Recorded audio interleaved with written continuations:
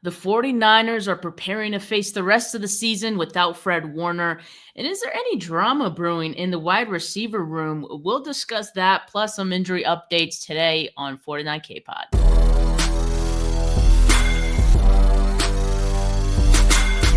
You're listening to the 49 Carats podcast, a 49ers Goldmine production with Stephanie Sanchez.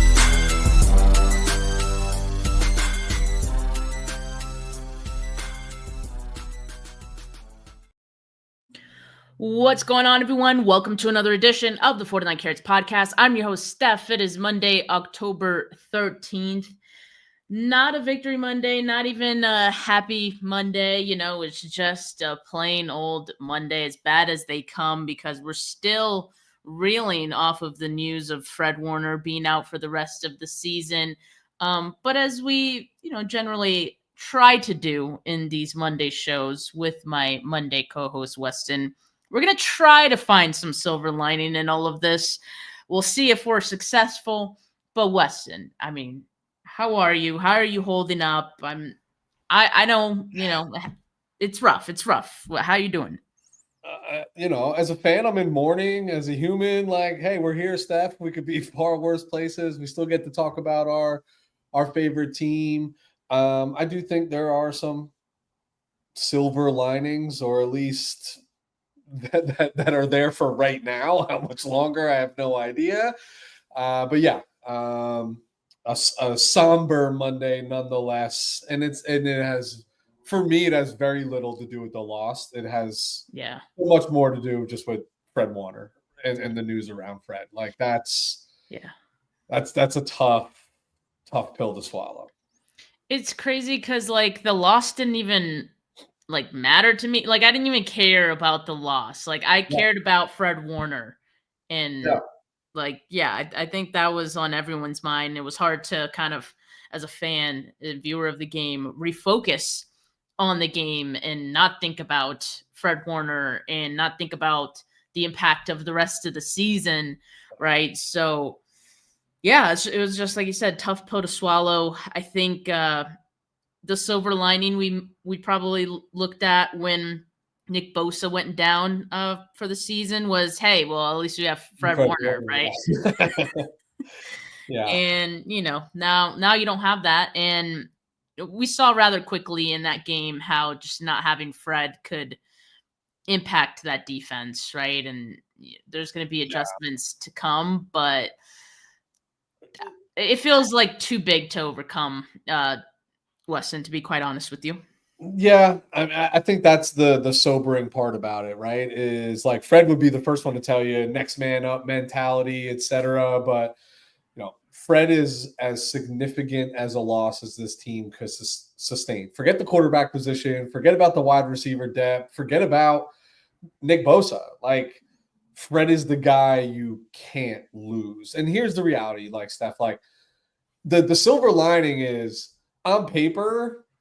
When you think of the loss, okay, so you're still third overall in your conference. You're still in first place in your division. You're still 2 games above 500 early in the season. Like it shouldn't matter all that much, but it's like, and this team, if you look at the schedule, look who's coming back.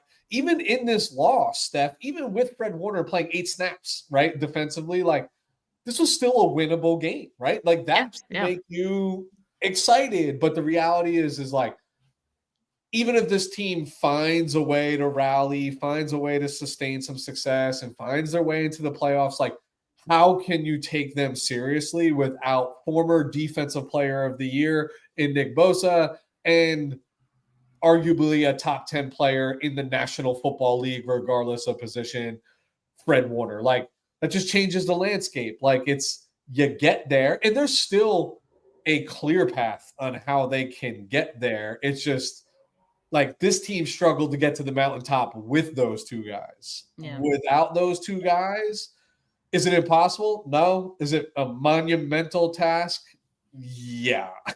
Like it's as big as of a task you can get. And to like losing Fred, it'll get cleaner. Like you have to trust Robert Saleh. Like he's going to put these guys in good position. He's going to optimize like their ability. We've seen him do that throughout his tenure with the San Francisco 49ers.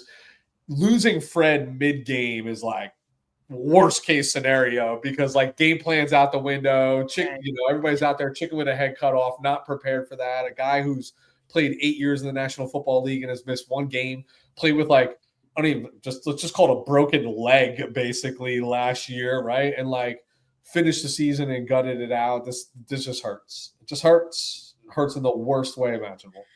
Yeah, no two ways around it. I mean, yeah, it definitely does. And the 49ers are going to have to muster up something without him. And, we talk about so many key players being out and energy sources really for this team being out. George Kittle, Nick Bosa in his own way, but Fred, like, it just feels like Fred is one of those guys that it doesn't feel like it's only an impact for the defense. This feels like an impact for the entire team because that's just how important he is and how he sets the tone for the entire team. Like everyone knows it. Maybe, I don't know, maybe he even inspires coaches, right? And their performance. I don't know, but I just know that it is a hell of a big loss for the 49ers. So right now we're looking at the list of 49ers linebackers, and of course Fred Warner's going to be out for the season, but from there they have D. Winters, they have Luke Gifford, Tatum Bethune, who played some snaps after Fred Warner went out, took over in his place, Curtis Robinson, who's mostly been a special teams guy, Nick Martin, who's been inactive for the first 6 weeks of the season, but everyone is curious when we're going to see Nick Martin. Well, I think you can be sure that he's going to be active for week 7's game against the Falcons. And then you have Jalen Graham, who's on the practice squad, and you could probably expect the 49ers will, maybe look to bring him into the active roster. But, again, there just really isn't anyone here or even a group of these guys that feels like it could fill the shoes of Fred Warner. I do like what D. Winters has done this season. He's a second-year player or third-year player. It's just not – it's hard for me to, again, just kind of see him fill those shoes. You could say what you want about how he's filled Dre Greenlaw's shoes. That seems to have come easy for him. But, Fred's a different story. You're just not going to get that out of any of these guys. We might as well, just stop asking for any of these guys to be – the next Fred Warner of this defense. I just don't think it's going to happen. I know Lenore, did say, it's on me to be the leader of the defense now. And, it's good that you have veterans on the defense that, kind of look at it as next man up. And, I could be that guy. Definitely wouldn't hurt, right? I mean, it wouldn't hurt to have just another voice, be a little bit louder in these times. But yeah, I guess we'll see. I just think it's going to be a by committee approach. Yeah, it's the same resolution you come to with losing Nick Bosa. It's going to have to be by multiple bodies, not a singular individual. There is no replacing Fred Warner. Like, period, point blank, stop. Like, that is a hard stop right there. It's not. And it becomes like difficult to manage because you didn't draft Nick Martin to be a backfill to Fred Warner. Like it's different positions, right? So do you find him out there? The reality is you're going to see a lot of Tatum Bethune. And I like Tatum Bethune. I just, who goes without saying he'll never be Fred Warner, but Steph, I've said it time and time again on your show, the thing with Tatum is he's just a step and a half too slow to do what the 49ers need him to do at the position. He's serviceable. He's knowledgeable. He's actually a very high football IQ guy. He's easy to root for. The reality is like, that's who you're looking at. Like, I don't say this often, but Gifford stinks. Like he's awful. Like he should not be on the Nick Martin. Hey, you drafted your first 5 picks were made on the defensive side of the ball. You are playing all 5 of them now. Like there is just no way around it. Like you got to find ways to get Nick Martin on the field. You got to this is now we've said this about Kyle on the offensive side of the ball. Like, hey, his coaching has masked a lot of the inefficiencies through the first few weeks here.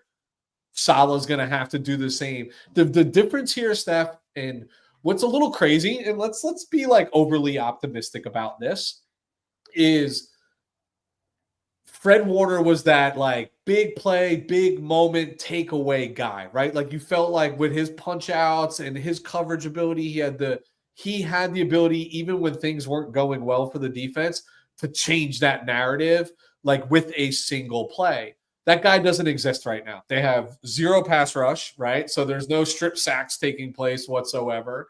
And there's no punch out Fred running around doing those things.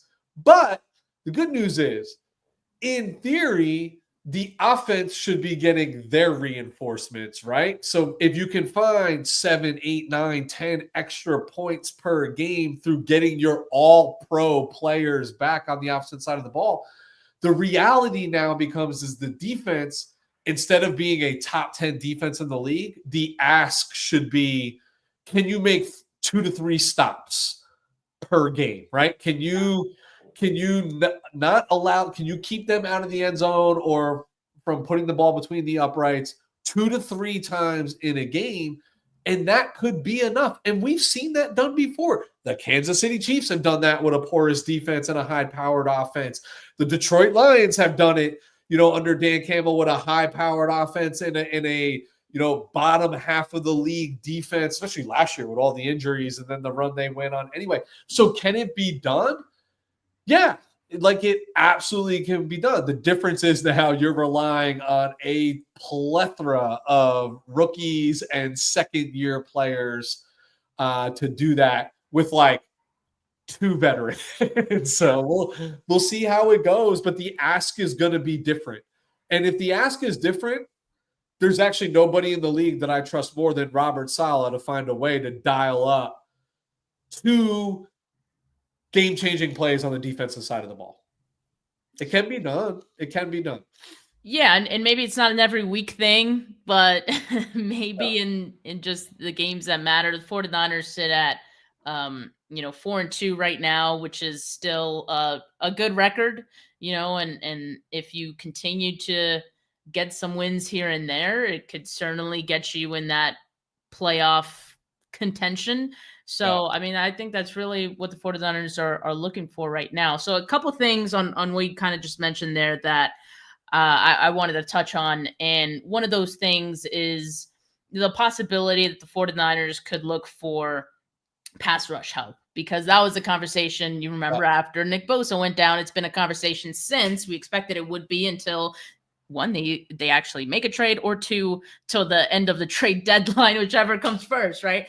And so I think now with Fred Warner going down, that kind of like muddies that water a little bit. Kyle Shanahan did speak with the media today, and he was asked about it. Like he's been asked almost every time, but now, of course, with Fred in mind and the loss of him, and Kyle still doesn't completely shut the door on a trade being possible, but he's, to this whole point, like he really hasn't changed his tune. He has continued to say that it has to be a trade that makes sense, not just for this year, but next year as well. So probably not looking for a rental, that I think we keep hearing him say this, and I think we just need to take that into account. You're not looking at a rental. You're not looking at someone who's going to necessarily break the bank either. So someone who is under contract more than 1 year and it is probably on a reasonable deal that you can work with, right? Someone who's going to be a bridge player for you and could maybe even surprise you. I think that's maybe what they're looking for. So he doesn't rule out a trade. But it just feels like it needs to be in certain parameters that make sense to them. And I still think, from my standpoint, and this is just my opinion, right? I still think it's not a for sure thing that this team is worth, investing any draft capital in. Of course, we will see, right? If they win, the next 2 games or one of the next 2 games, like, you could certainly say to yourself, hey, we still have a good record. Like we could still, like I said, squeak into the playoffs Yeah. and, make some noise. So I think they still need to evaluate that a little bit. Maybe these next 2 weeks tell you a little bit more. But yeah, there's no doubt about it. Like the Fred Warner thing does add some, I don't want to say complexity. It just adds more to think about for the 49ers in this case.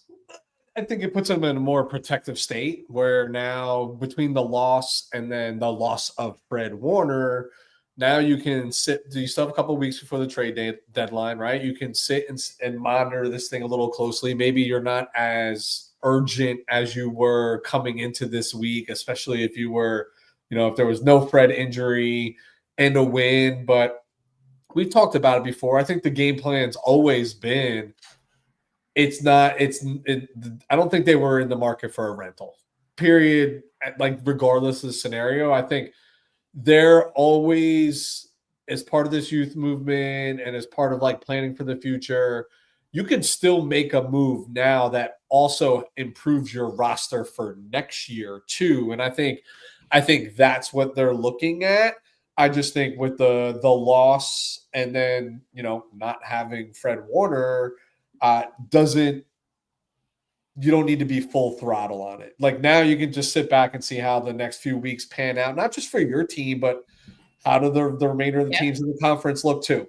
You know what I mean? Like, but the reality is always going to be like, it was probably never going to be Trey Hendrickson, like, regardless of what the scenario was. It was always going to be somebody that you probably at worst case had this year and next year as well, especially if you're giving up the draft capital to do it, because look, they've been pretty fortunate in the last 2 years in terms of how they drafted and production that they've gotten from those players. I mean, look, this year's draft class is playing dividends right out of the gate. Like, so I think they're much more reluctant to give up those picks than they have in the past. But I think it's, look, we're hang back and see what happens for the next few weeks before they have to make any decision whatsoever.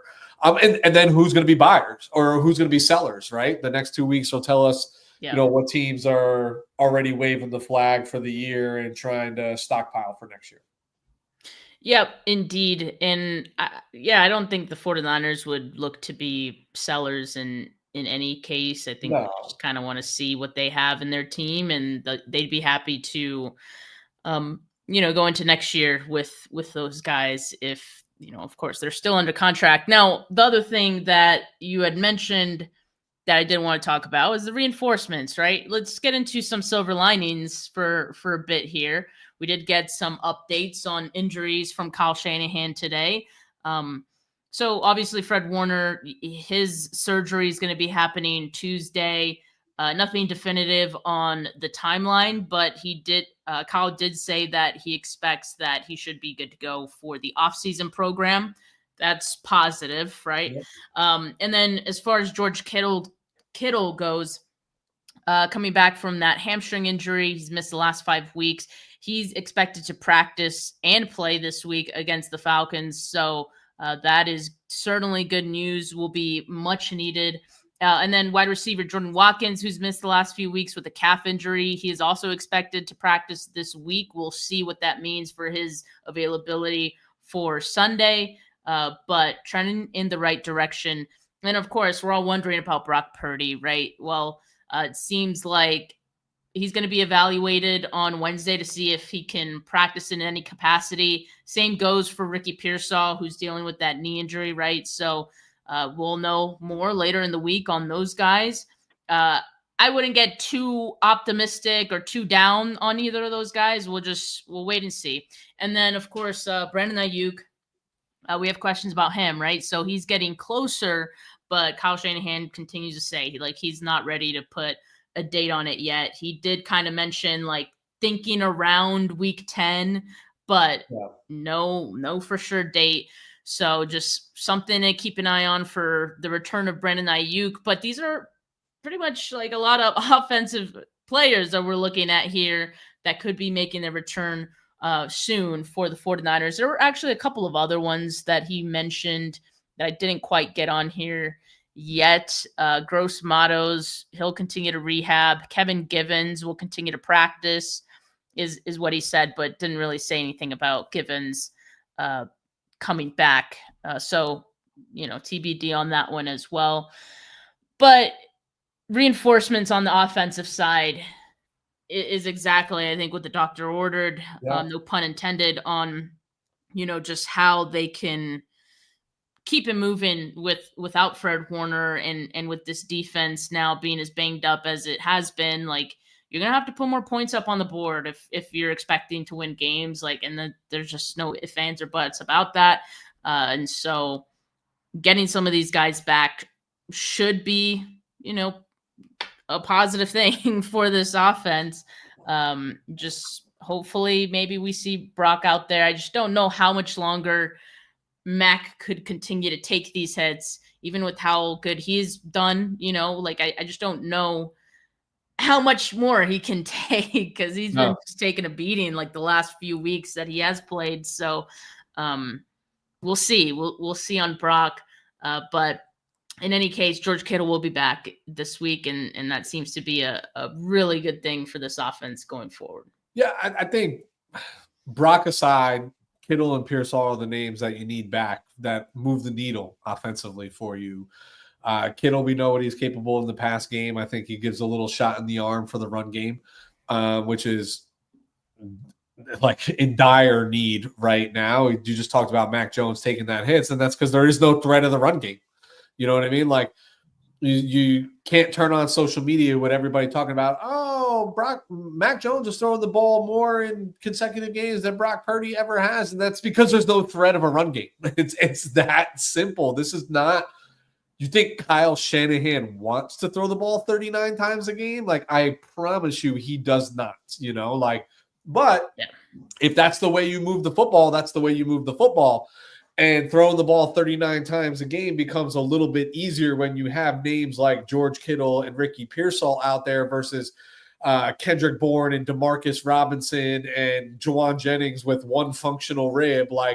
It's easy math, like you want more seasoned targets who do special things with the ball in their hands as well, especially if you're talking about getting the ball out quick and keeping a clean pocket for Mac, the way this offensive line's been playing. So, yeah, you got to be excited about that, but those two are the names that matter the most, Like, you talk about losing Fred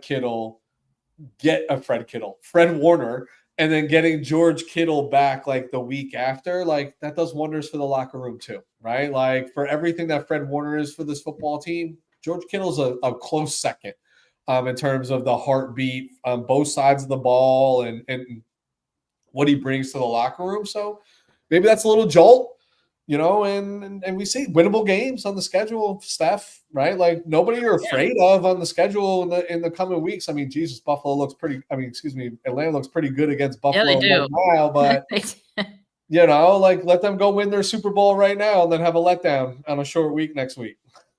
Yeah, suddenly that one looks like a tough game, but they're going to be on a short week. 49ers going to be the more rested team going into that one. So, hey, we'll take whatever advantage we can get. And, they haven't seen much of George Kittle this year to know what they're in for, I guess. But, definitely a shot in the arm that the 49ers could use. Now, a couple of things that I wanted to talk about before we get into, talking about 49K Player of the Week and more silver linings. Just the question with what's going on with the 49ers wide receivers. Well, we did talk about some updates right there as far as injuries go. But there's some other things, like there's reports during the 49ers Bucks game right before halftime that there was an argument between Kyle Shanahan and Juwan Jennings on the sideline that looked like it got pretty heated. By all accounts that mentioned it. And, of course, those guys were asked about it. Kyle Shanahan was asked about it today, kind of just brushed it off as heat of the moment, football games get intense kind of thing, which I can understand. We've seen that so many times, like in games, like, the Travis Kelce and Andy Reid sometimes have like arguments, and it's just like, those guys, sometimes when guys are just very competitive, like that comes out and it Yep. just looks intense, and that's kind of what Kyle Shanahan said. It seems like they're okay and they're fine. Juwan Jennings, after the game, just didn't say anything specifically about the sideline argument, just kind of put it out there what he's dealing with injury wise, right? The 5 broken ribs and also the high and low ankle sprains. So that's crazy. As far as the broken ribs, I'm not a medical expert, but I don't think he'd get cleared for that like already. Yeah, like that I'm wondering if maybe he's confused, or I don't know, like maybe it's bruised ribs and that, that's still a lot to play through. But broken, I'd be a little concerned of how he got cleared so fast from broken ribs. In any case, like Kyle, like someone did mention the broken ribs, not directly. It's not like they asked Kyle, like, hey, like we heard he has broken ribs. Is this true? But someone mentioned it within a question that was in a completely different like context. And Kyle didn't correct them, but also like I feel like Kyle barely knows what's going on with injuries most of the time too. So it could be that, but I definitely want someone to ask about that. And if we can clarify if it's bruised or broken. But anyway, as far as the sideline spat, did you have like any concerns about this? Just given that this happened in a game where you lost Fred Warner and like, the team was still trying to fight to get this win. Things got heated, things got intense clearly. But this doesn't concern you at all, right? No. There's a lot of things to take into account. The wide receiver position, as we all know, is a diva position to begin with, right? Like they all I think this was just a hard fought struggle for the 49ers from minute 1 through minute 60. A lot of tension. Obviously, Juwan Jennings was a focal point in the offseason with, is he injured? Is he holding out? And then he comes back and he hasn't been productive. Even they found a way to, structure in some more money for him that probably ties back to playing time. So he wants to be out there and he wants to be producing. I just think it's a lot of things. And I agree with Kyle on this. Like, I think it's just like two fiery, competitive guys that know each other really, really well and probably have had a really good relationship where it's just like open line of communication. And that's how it's being interpreted. Do I love like Juwan sitting out there talking about like playing through injuries and like what his injuries are? Like, no, I don't love that, because if you're that injured, then don't play, dude. Like, don't play. You know what I mean? Like, what do you want me to tell you? 5 broken ribs? I don't think so. Like, I'm just being real with you. Like, I've had a cracked rib before, Steph, and if I sneezed, I wanted to die. Like, let alone go play football. You know what I mean? Like, and I know Juwan is always like, he's got a couple of screws loose out there and he's an animal. And that's one of the things that we love about him. But 5 broken ribs, like it's an embellishment. Like, does he have some sore ribs? Yeah, I'm sure he does. Like, we saw that shot that he took. Like, that's going to be painful. But I'm not overreacting to this. I'm not looking too far into it. But I also think this is a product of wide receivers being wide receivers and you doing your little like song and dance to hold out to get a couple more bucks. And look, here's the facts, bro. You haven't been on the field and you haven't lived up to the billing. Point, period. You know what I mean? Like, you aren't Juwan Jennings. That was Juwan Jennings last year that was standing on his business asking for all this money, or demanding a trade or whatever the hell it was you were really doing. So I think there's frustration on both sides, right? Like, I think Juwan is equally as frustrated that he hasn't been healthy and hasn't been out there. And I'm sure Kyle let him know about that too. You know what I mean? Like, dude, we gave you more money. Where the fuck you been? Like, it's simple NFL math. And you got KB, who's been here for like a cup of coffee out there doing, like, I don't even know if I need Juwan Jennings on the field right now based on the way he played yesterday. Like, he didn't do anything Juwan Jennings-esque other than get a penalty. 2. Yeah. Yeah, that I mean, and didn't come at a good time Oh, because that happened after the argument. But yeah, it just was not his best game, was not his best moment. But it seems like they're moving forward. The other wide receiver thing I wanted to talk about, in case anyone has seen this on social media, and I'm only bringing it up because I think when news gets out, a certain type of news, even if it's not true, or even if it ends up getting corrected or something, it is so much harder to undo the damage that has already been done. Like, those things spread like wildfire, yep. and people aren't going to, unfortunately, corrections or the truth thereafter don't spread as quickly. So I feel like we do have to kind of talk about this. And it's a nothing burger, I will say that, which is good for all of us. So NBC Sports Bay Area put out a piece today about, it was actually this afternoon, about Brandon Ayuk unfollowing the 49ers again. And the reason that I'm posting it from the SF Niners, Brad Graham, friend of the pod, fellow content creator, his account, the reason I'm posting his clip here, or his Instagram post about it, will make sense in a bit here. It's all relevant. So they put out the story. It was from Jennifer Lee Chan, basically, saying that, Brandon Ayuk unfollowed the 49ers, deleted everything having to do with the 49ers again, and he hasn't been seen practicing for some weeks now. And it created this cloud of doubt. And also, when you keep in mind that this comes just a day after the Juwan Jennings thing as well, it's like, what is happening? Like, Yeah. the vibes are not great. So, like, it spread very quickly. Even with the contract negotiations of Brandon Ayuk, everyone knows how contentious that got for the 49ers, for Brandon Ayuk, for the team, like for the fan base. Yep. A lot of people turned on Brandon Ayuk and feel a way about Brandon Ayuk even to this day. So a story like this certainly just adds more fuel to that, right? More fuel to that fire. So, Brad quote tweets it on Twitter and, just says like, hey, like, this is false. Brandon Ayuk never refollowed the 49ers after getting his contract extension.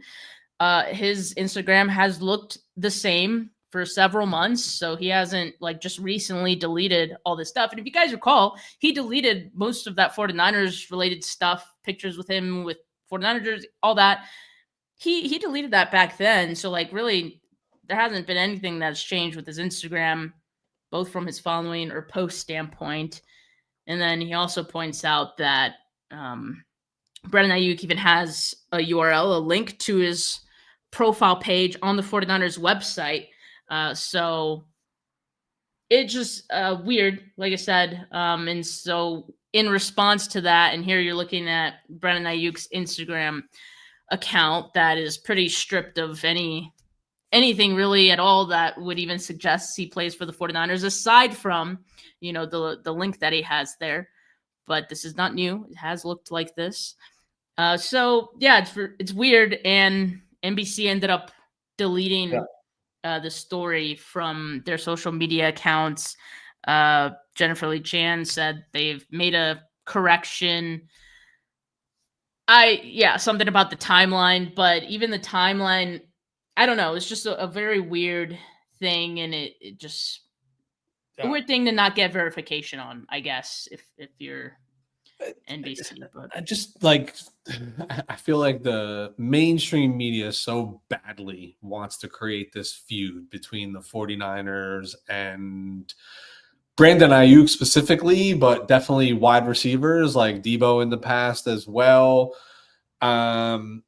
It's irresponsible reporting at like the end of the day, with no like verification, no like even double checking or fact checking. The fact that like Brad, who does a sensational job, can just as quickly debunk it as fast as it comes out, like, that's a problem. But like, this is like mainstream media, like in the world, Steph. Like, you just can't go there for your news anymore. Like, you got to go to your beat reporters. You got to go to the people who closely monitor the team. Like, NBC is the same thing that gives you Pro Football Talk, and we all talk shit about Florio and everything that comes through there and the other reporters.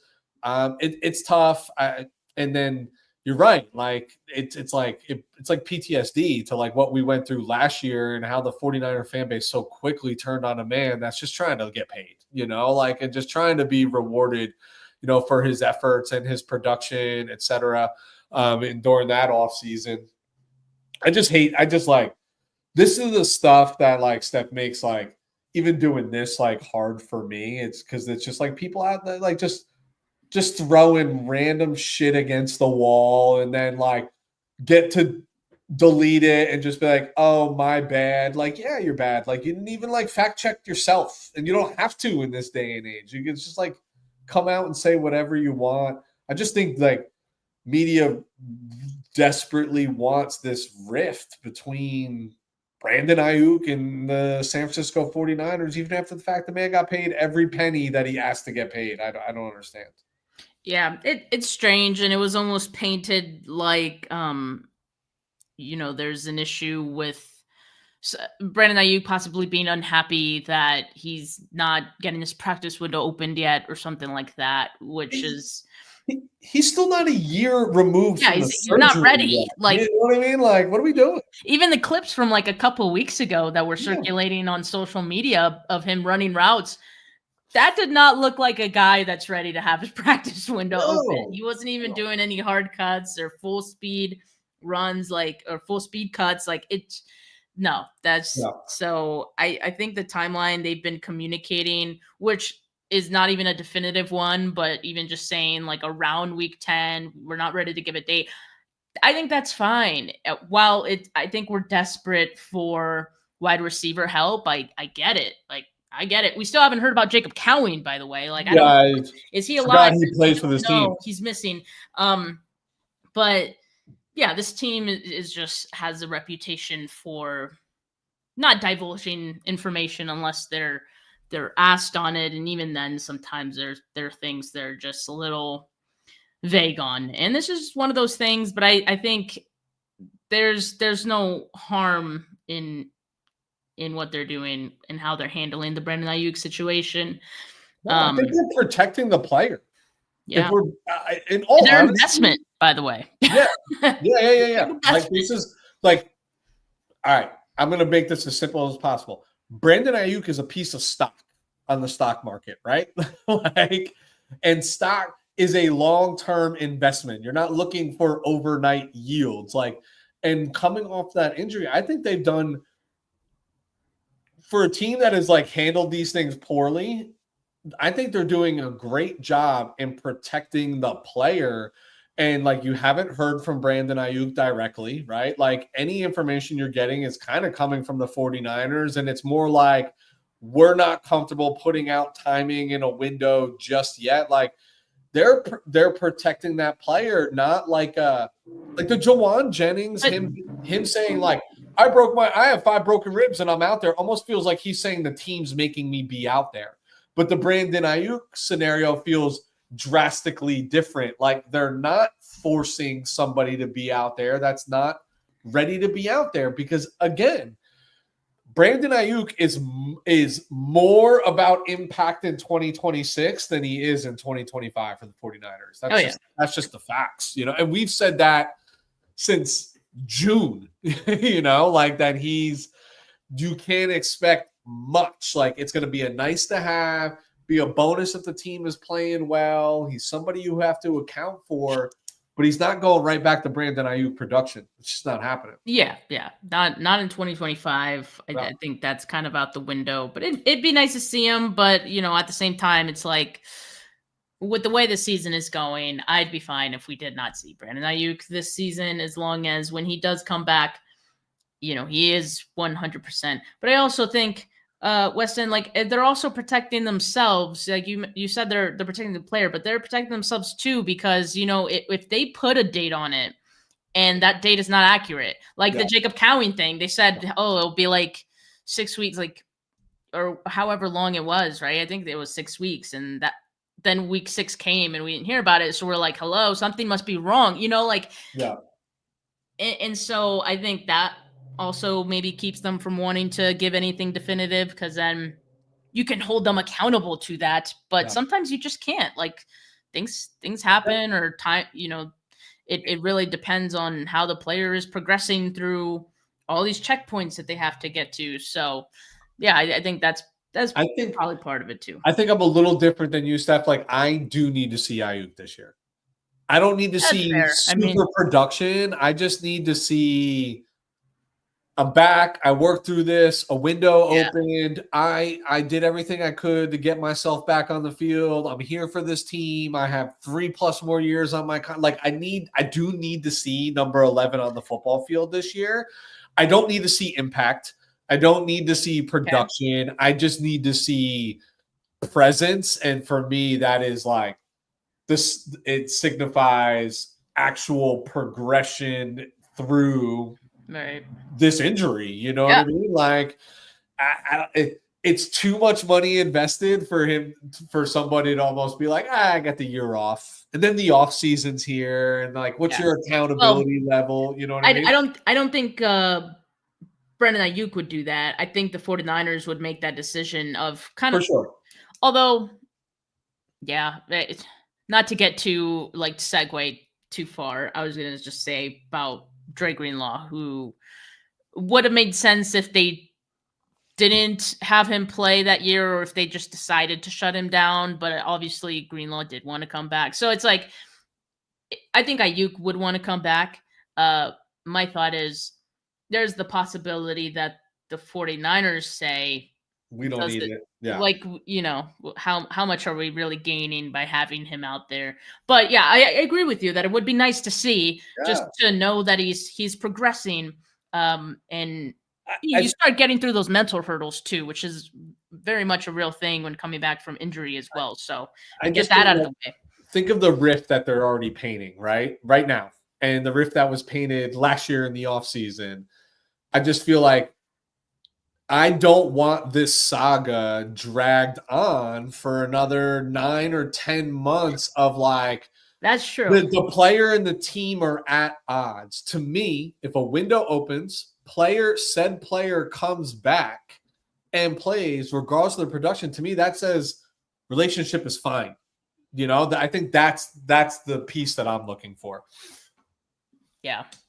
And I think that's totally fair. All right, we ready to find a silver lining from week 6, and nominate some players for 49K Player of the Week. We don't have many, but we have some, and I'll let you start first, Weston. I was hoping you went first. No, right. I could go first, but I only have like two players. I thought of a second one, so. All right, I'll go first. And I won't go first the same way I went first last week, but it's Kendrick Bourne. It's Born Again, Kendrick Bourne. Born again.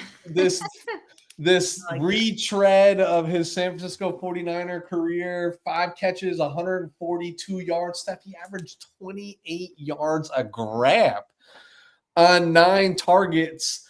The last 2 weeks have looked crystal clear that these guys are in sync with one another. That KB still has a little juice when the ball's in his hands and what he's doing after the catch.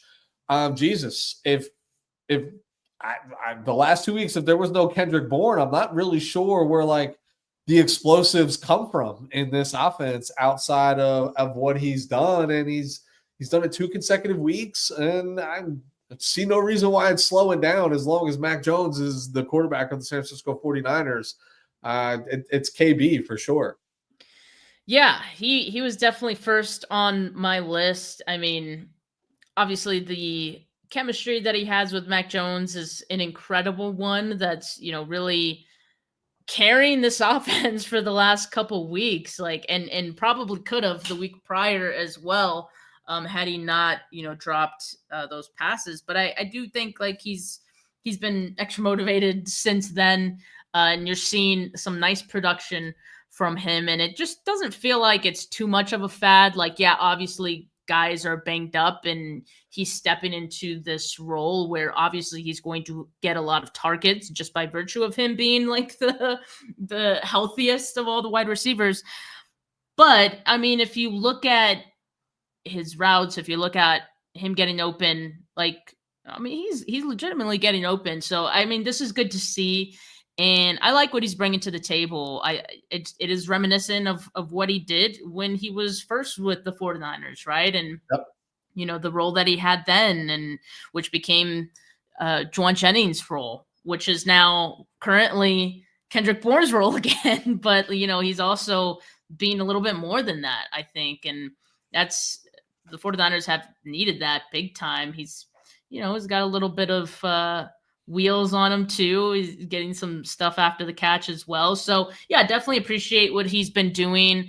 I think when we talk about guys coming back like Kittle, and you know, Pearsall, and even, you know, maybe Jordan Watkins, I still would like to see Kendrick Bourne as part of this rotation, as part of, you know, the guys getting targets, because I think he's definitely earned that so far. So yeah, that definitely on the short list of names that we got to nominate this week.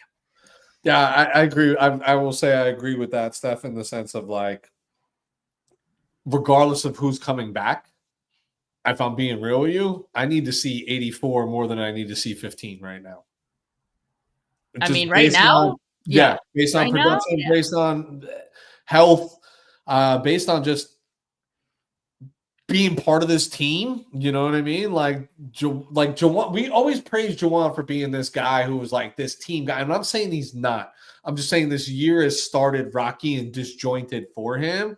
And KB's come in and filled in for that. Like, he's blocking down, like he's doing everything that he did when he was a 49er before he left to go to the New England Patriots and signed himself a contract. And he's doing everything that Juwan Jennings has done in his absence. Like, I don't think there's a scenario in my heart whatsoever, regardless of what reinforcements come back, that based off these last two games, he has to be part of the game plan.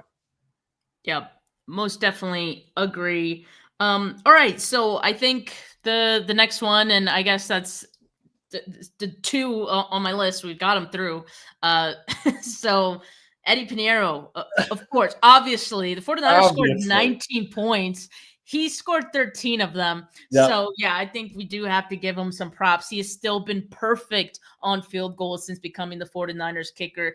And knock on wood, people, we're not trying to jinx the man. We're not trying to jinx the man. You know what's funny, and I'm really annoyed by it currently, is that I'm seeing that Jake Moody, who is active for the Bears in tonight's Monday Night Football game, he's making his kicks. You know, he's 2 for 2, Steph. He's 2 for 2 tonight. I'm pissed. But in any case, I'm actually not, because I just feel like Eddie Pinheiro fits this team. He fits like a glove, just as far as the culture, the energy he brings. I feel like the fans appreciate it and are vibing with it so much more as well. So no regrets at all. He's been awesome. He's been nails. 50. He had 4 field goals on Sunday, 2 over 50. He had the 52-yarder, put him on the board first, followed by the 54-yarder before halftime. Or actually, no, he had 2 before halftime. He had the 54-yarder with 2 minutes to go, and then right before halftime, the 42-yarder, and then the 29-yarder. And that was the last time the 49ers would score. But in any case, like, he's been awesome for them this year. And it just, I just appreciate it, because I feel like the 49ers, football and NFL in general, the margins are so slim that having a kicker, even just 3 points, like, those things matter. Having a kicker matters. So having a kicker like Eddie Pinheiro has been a game changer for the 49ers. Yeah, I mean, Steph, I wanted so badly, but there's no way I could lead off the show 2 weeks in a row by nominating the kicker right out of the gate. But I mean, you know, things are going well for you when I think it was his 52-yarder that that thing looked like it just came out so low and left, and then just like locked in and just like went straight from that point on. And it's fine because I'm watching, the game on the side over here, and I can see that Moody's made 2 field goals, and I was definitely going to make the comment. I'm happy for Jake Moody. Like I am, like, yeah, like I root for every player in the National Football League, minus like Russell Wilson and a handful of other people that I just will never root for ever in my life. Like there are, like, I am genuinely happy to watch all of these gentlemen succeed.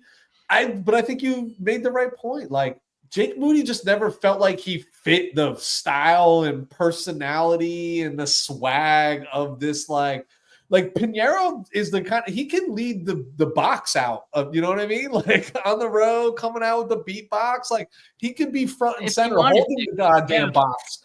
Like he just fits, even as he makes me overlook the fact that he's a kicker in the National Football League. Like love him, but like you said, listen, Jim Nantz did everything he could basically to jinx this guy during the game. He even admittedly doubled down on his efforts to be like, he hasn't missed, and Tony Romo's calling him out on the broadcast, and he still hits. And you and I both know if that's Jake Moody, it's a miss. We just know it. You just know it.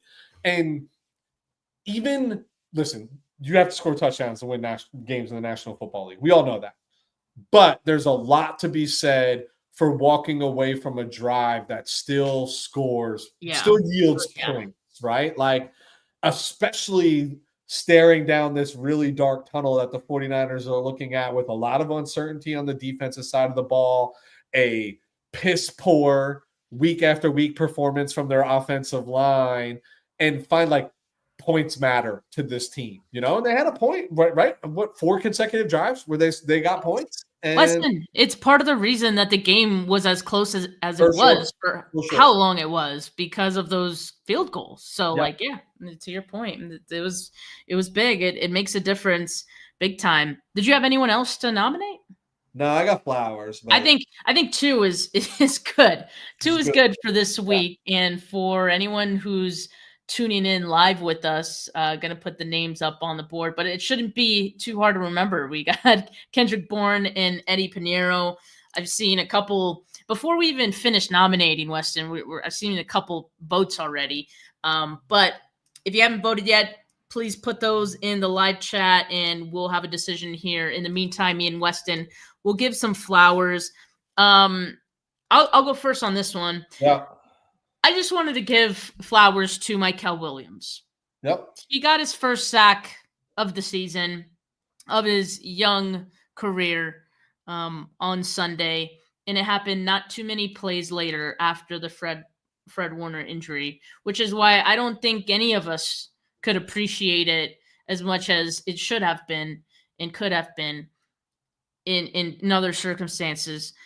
But I want to give him flowers here because I think it's a good accomplishment, especially for a guy who, coming out of the draft, wasn't seen as, having the pass rushing chops right away out the gate. I think he's shown plenty already to suggest that he's going to continue to get better at that, and he's going to be a very, very good, well-rounded player here soon. So, I just wanted to make sure I gave a shout-out to Mykel Williams. We take some time to appreciate him getting his first sack.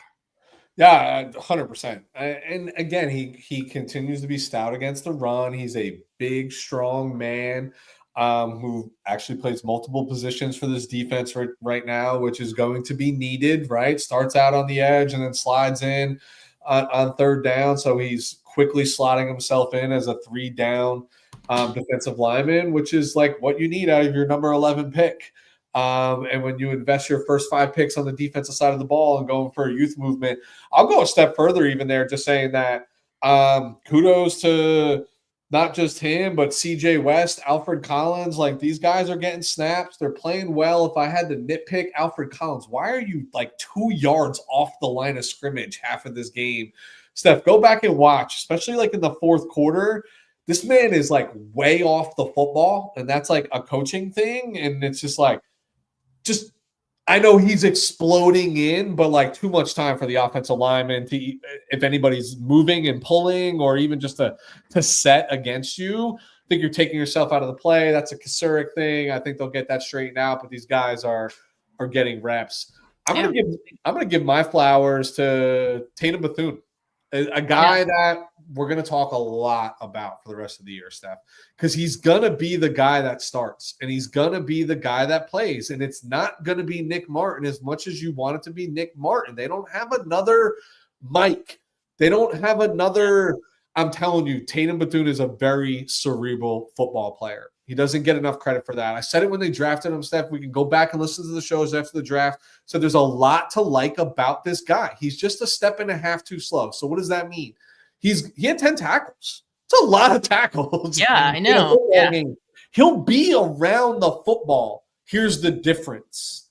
If he's in pursuit or needs to fill the gap, instead of filling it at the line or for a tackle for a loss, it's going to be for a 1 yard gain or a 2 yard gain. Or if he's pursuit coming across the field, he's going to make the play, but it's going to be after the running back gets 4 or 5 yards instead of if it's Fred Warner, it probably looks like 1 or 2 yards. The difference between 2nd and 5 and 2nd and 7 matters in the National Football League.